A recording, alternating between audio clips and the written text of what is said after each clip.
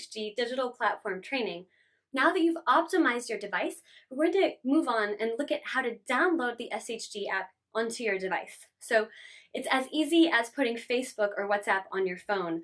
It can be downloaded in areas with limited Wi-Fi or no data though, by watching another of our videos, how to sideload the APK. So check out how to sideload the APK video if you don't have a Wi-Fi connection, because you're going to want a Wi-Fi connection at this point to download the app. It takes quite a bit of data, so we don't want you to incur any user costs. You can always message us if you have any tech support concerns on our WhatsApp help group. You can find the link right below this video. And especially if you're working with the app for the first time and you're unsure, we encourage you to get in touch if you have any questions. So let's download the app onto our devices. Okay, downloading the app is as easy as going to the Google Play Store, typing self-help group. You can see I've done that already before. And finding the app. You can see we have a 4.6 rating out of 5. If you feel generous, we'd love for you to give us feedback. And select the self-help group app. Now you can see I haven't installed it yet, so we're going to click install.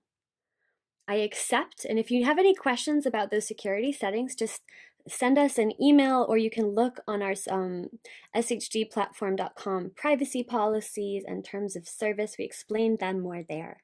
So now it takes a minute, even though I'm connected to Wi-Fi, for the download to start. So I want to share one of the reasons why it's really important to know how to do this regularly and to have your device set for updates only if you want. So what we suggest is for facilitators who have access to Wi-Fi when they're in the office or at certain times to make sure that their updates are not set to auto-update.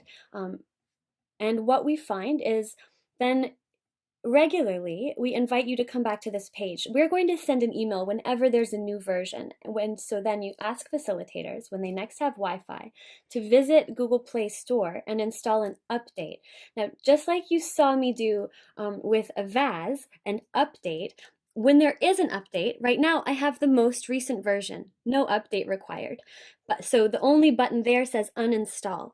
But if there was an update, that button would say update instead of uninstall. It would look exactly the same, just like we saw for Avaz that I needed to update. You would just click that, and on your Wi-Fi, the update would automatically take place. Now, updates are super important because you need to make sure that you have the latest version of the app, because sometimes something isn't working. We're still making this, it's still in development. So if something doesn't work, you definitely need to update the app and make sure you're using the latest version. And also if something also really doesn't work, let us know and send us an email. We're really there to help. Best way to get help and support though is on the WhatsApp group. And the link to that is right below this video. So let's go ahead and open the app.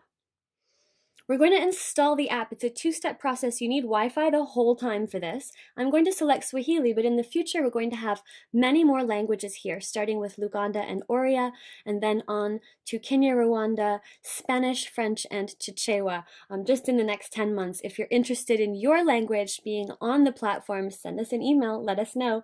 All right, I'm going to pick Kiswahili for now and continue. Now, you can choose your organization here, again, if you'd like to list your organization so that you can get organization-specific data on a dashboard online. And later on the app, you can email us. But if you don't see your organization and you want to add it, email us. If you see your organization, you select which organization you are. This will let your team see your data. And as for me, I'm not part of any organization program, and that's totally fine. It's totally fine. We have lots of independent people using the app, so select that option and continue. Now it's going to take some time to download the rest of the content, but that's just fine. We'll come back with our next video and get started using the app. Okay, so I'm back with how to do that. You come to the app screens, you find settings, and you go under personal to where it says accounts. Under accounts, you see the Google account there. And that's my Google account. Now, it may need you to sign in or to input your password again, but this is where you need to make sure it's syncing so that you can go back to the Play Store. Here we are.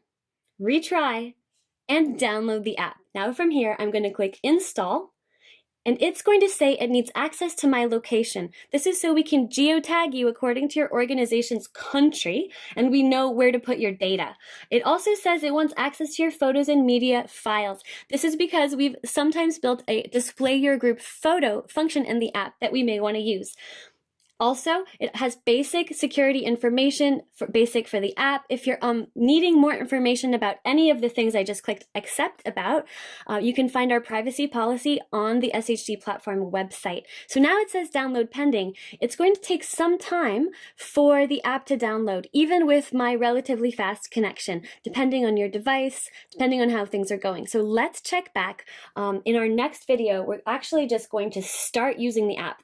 Now we've successfully almost downloaded it. I'll show you how to open and find it in the next video. And again, if you don't have a Wi-Fi connection, you're going to want to watch the video called Side Loading an APK. And we'll put a link to that video here. But right now, you've successfully completed the second training video. See you in the next one.